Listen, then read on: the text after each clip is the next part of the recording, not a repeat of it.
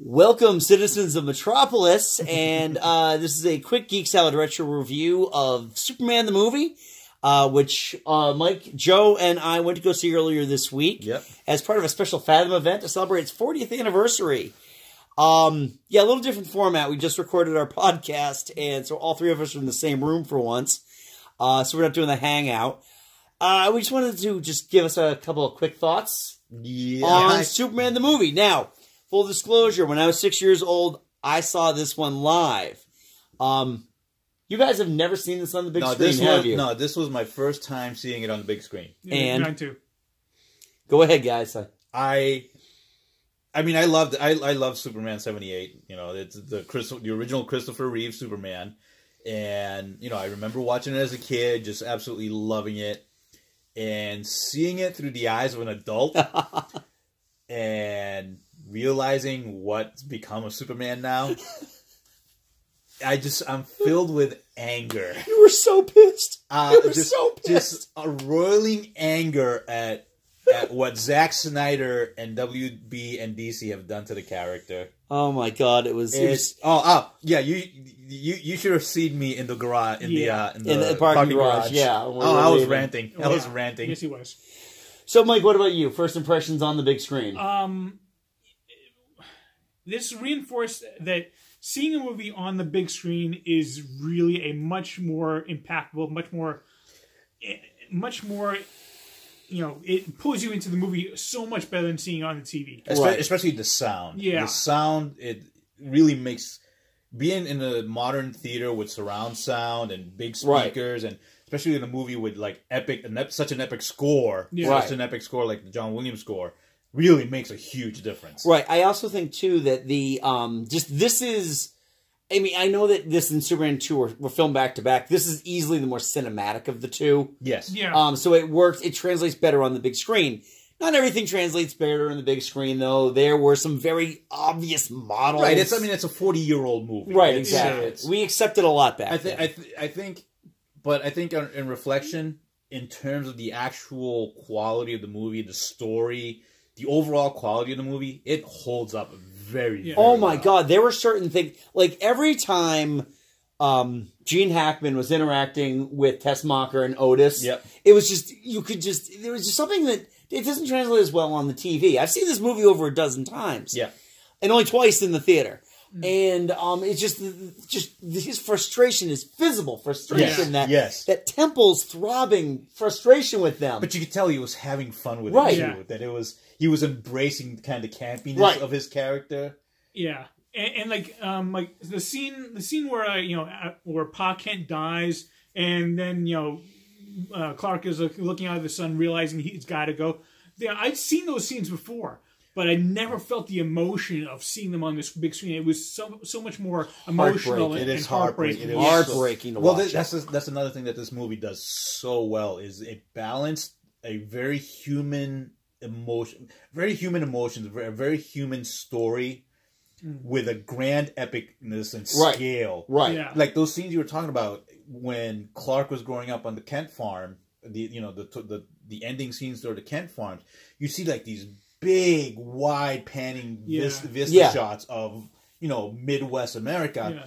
But there was still a kind of very personal feel to it. Yes. Very, very much so. Very much so. And like I said, and there were moments where you couldn't help but get very emotional. Right. Yeah. And just the stuff with as Superman appears and as he's saving the day and so many of those things, you just swell with joy watching that. And hope and fun. Yes. And the thing is, and that's why I was so freaking pissed. Because Zack Snyder and DCWB have completely lost what Superman is. Right. Yeah. And this is coming from somebody who at the time enjoyed Man of Steel. Yeah. I thought it was a good effort, and I could understand a lot of criticisms. They kept trying to make Superman into Batman. But now after watching Superman, I see Man of Steel for the flaming dumpster fire that it is.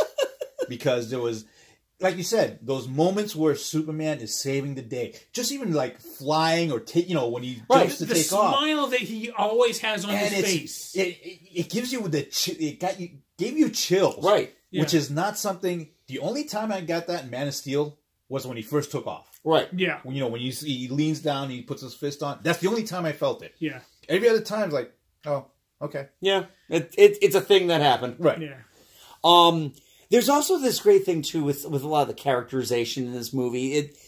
I think it could be accused of being very much a product of its time, but there's certain things there we were dying watching. Yes. The character arc of Lois Lane being the best reporter there who can't spell. The running joke of the entire movie. There's only one P in rapist. Right. There's no Z in Brazier. But honestly, the first hour or so of the movie, where while it's getting up to the Metropolis, it's a very serious. There's there's very few jokes, if any. And then as soon as it hits Metropolis, they're coming fast and furious, and they are funny. And the movie flows in a way that you wouldn't feel like a 2.5 hour long movie would flow. Yeah. Right. Yeah. And it flows to the point where I'm like, it was like watching the movie, like, oh my god, it's almost over.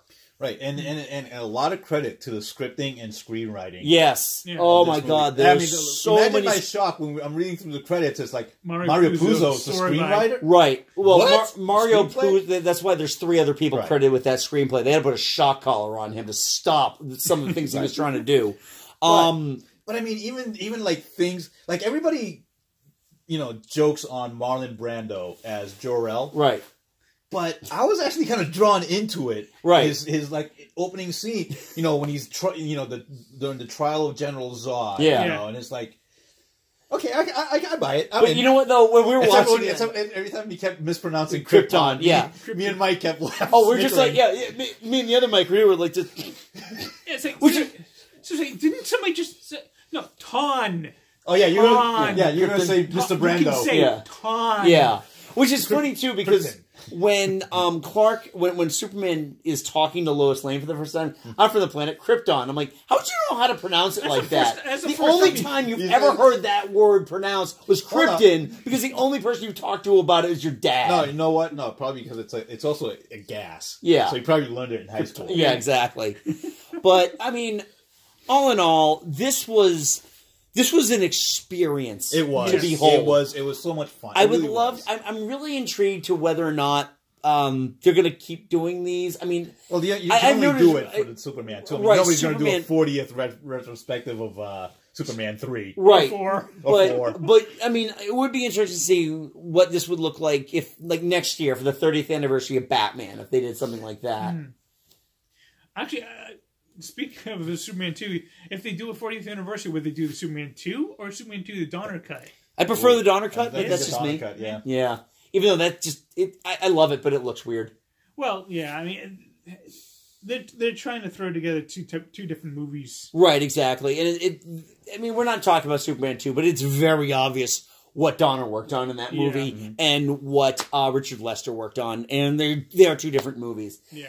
This one, I've always been an ardent defender of this movie over Superman 2 because this is just an overall better movie. Yeah. I understand it doesn't have the fight sequences of Superman being able to punch other people, but at the same time, this is a story with characters, and he has to overcome something. He just can't punch. Right.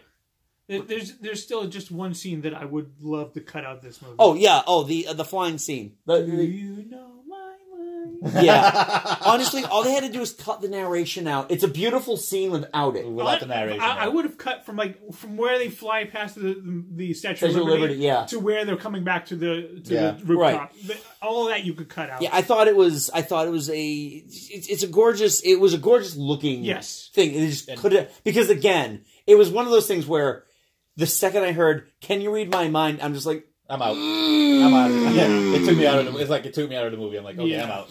But yeah, and lastly, again, this movie, the score just reinforces what an absolute genius John Williams is. Yes, agreed. No one can hear that theme and not think John Williams is one of the greatest directors. But you know what? It's also so evocative of what a superhero theme when it's like, and all the credit to Danny Elfman for Batman. His music became iconic for Batman, but I don't think any other superhero theme gives you the chills or just gets you excited the way the Superman march does. Right, exactly. And we've talked about that before, but yeah. I mean, like I said, Hans Zimmer's Man of Steel score is nice. it's okay. It's okay. It's okay. It's passable. It's passable. It is no way. Right. I mean, like Superman that symbolizes hope, and John Williams encompasses that great. Yes. Batman is much more dark, brooding, and Danny Elfman pulled it off. He pulled it off. Yeah. So anyway, that was our review of Superman, the movie. Yep. I hope you got a chance to see it. If not, pull out the box of Steel and watch it again. It definitely is worth watching. Or you can buy the newly restored Blu-ray or 4K. Yep. To check it out, especially if you got a good TV and a good sound system. If you get a premium sound system. Oh yeah, it's going to look great. So, did you see it? Let us know in the comments below. Don't forget to like this video. Hit the subscribe button so you can get our weekly movie reviews, top lists, and our the YouTube versions of all of our podcasts. Yep. We can also, Joe, Mike, and I can also be found at Geek Salad, which is geeksalad.podbean.com. You can check us out wherever finer podcasts are listened to, either on the Podbean app, Stitcher, Spotify, or iTunes, or the Google Music Store. You can also check us out on Facebook at Geek Salad Podcast and Twitter at Geek Salad Radio. So until next time, I'm Andy. I'm Mike. I'm Joe. Go forth and be nerdful. We'll talk to you later. Bye.